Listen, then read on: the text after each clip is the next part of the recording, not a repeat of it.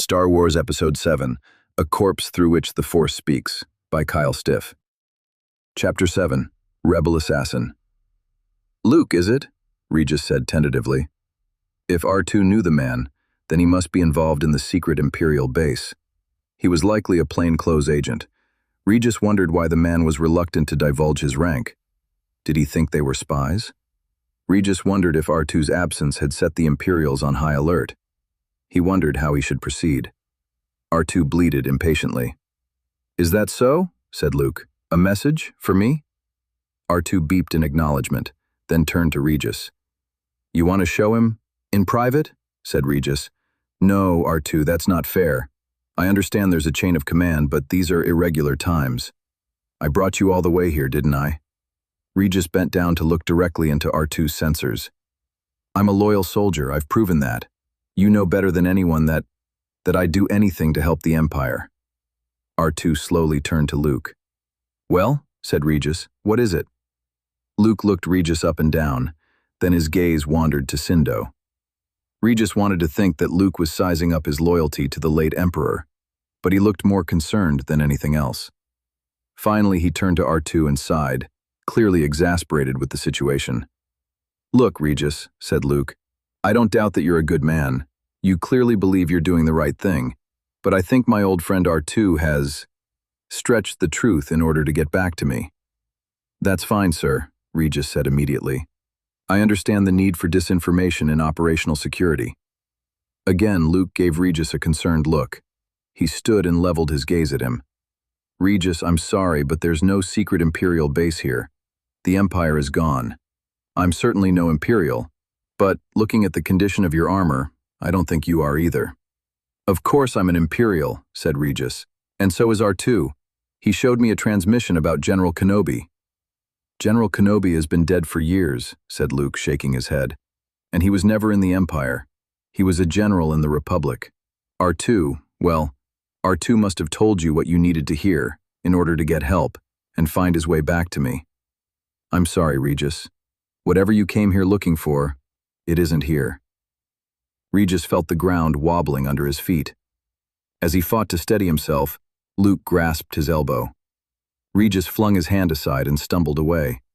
He felt sick, his pulse pounding as if his brain was being beaten.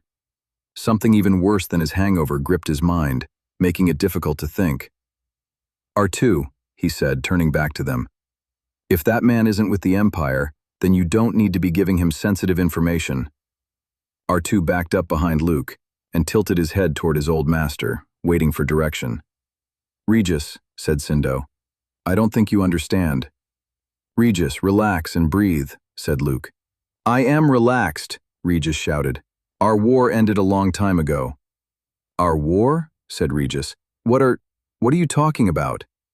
Regis fixed his gaze on Luke. Through a haze of rising anger, he was surprised to see Luke holding his gaze. Regis had long grown used to being lied to and being met with slimy excuses, if not outright intimidation. Luke did not seem to be adopting either tactic, but Regis was having trouble appreciating his honesty as long-buried rage charged through his veins. "Yes, our war," said Luke. "I've been exiled from the New Republic, but years ago, I fought for the rebellion." "You what?" "I didn't know things would turn out like this, Regis, but I did what I thought was best at the time, just as you do." "No, not as I do." Regis's head shook with his own shouting. He knew he was losing control, but he did not care. "We're nothing alike, you and I. I was a soldier. You were a traitor. You fought to help aliens against your own people." "Sergeant," said Sindo, "let's get a better reading on the situation before we fly off the handle."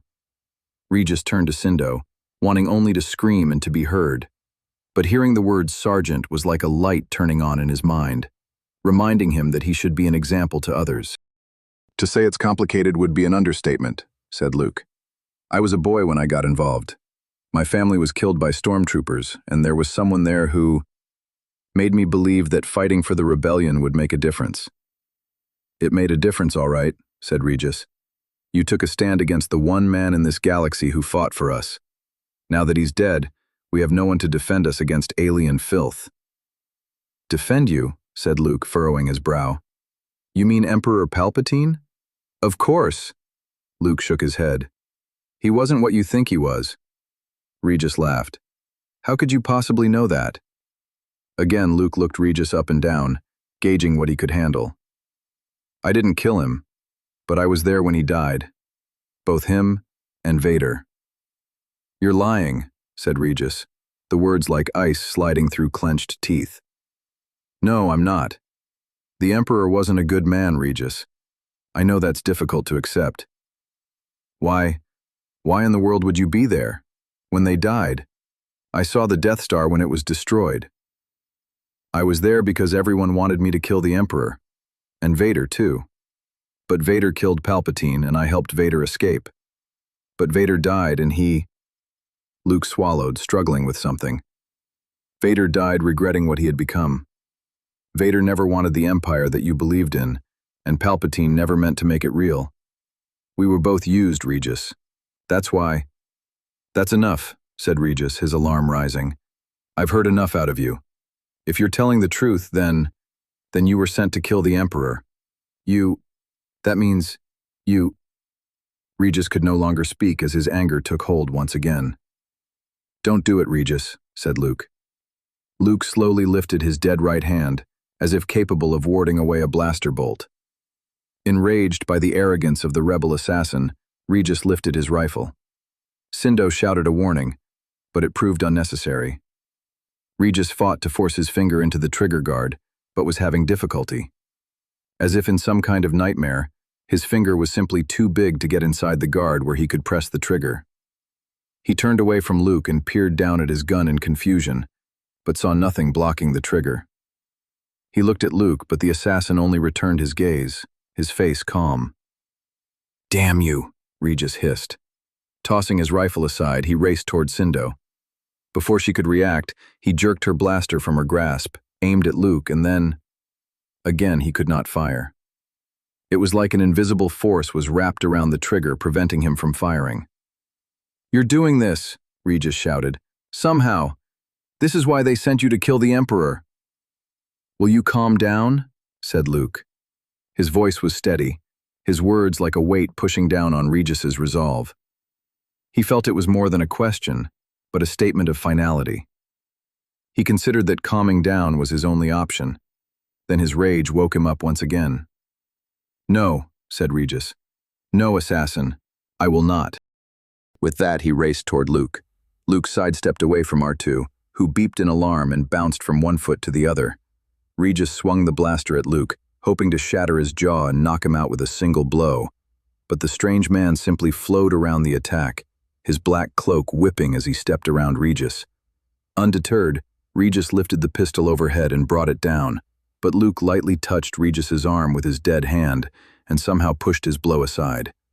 In the heightened awareness of combat, Regis glanced at Luke's face, trying to sense where his attention was going in order to figure out any possible counterattack. He was greeted only with an enraging expression of relaxation, as if Luke was meditating rather than fighting. Regis began to wonder if Luke was mostly robotic, a cybernetic monster made by the rebellion in order to kill the rightful ruler of mankind. The idea that the rebels had dumped their weapon in this backwater was somehow doubly enraging. Bastard, Regis muttered. Dropping the blaster, he gripped Luke on either side. Sindo, you have to... In a flash, Luke twisted, and Regis found himself flying as if caught in an automated junk grinder. He smacked into mud and rolled end over end. He came to rest against hard stalks of swamp grass, completely disoriented. Sindo, watch out, he shouted. He's going to... I'm not going to do anything, Regis, said Luke.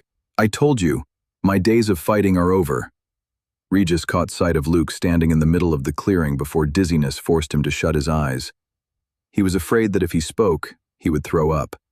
And if you want my advice, Luke continued, you'll put your days of fighting behind you too. I'm sorry R2 dragged you into this, but there's nothing here. Dagobah is a trash-sorting penal colony. There are no ships but yours, and yours doesn't look like it's going anywhere. We don't have any option but to put our differences aside. Can you do that? Like a beaten animal, Regis forced open his red eyes. He saw Sindo looking back at him, her look of pity like a blade forced into his chest. Gritting his teeth, he turned back to Luke. "Trash sorting? Penal colony?" he said. "That's right," said Luke. "You know anything about sorting and recycling scrap?" Regis laughed without humor. "Yeah, a little bit.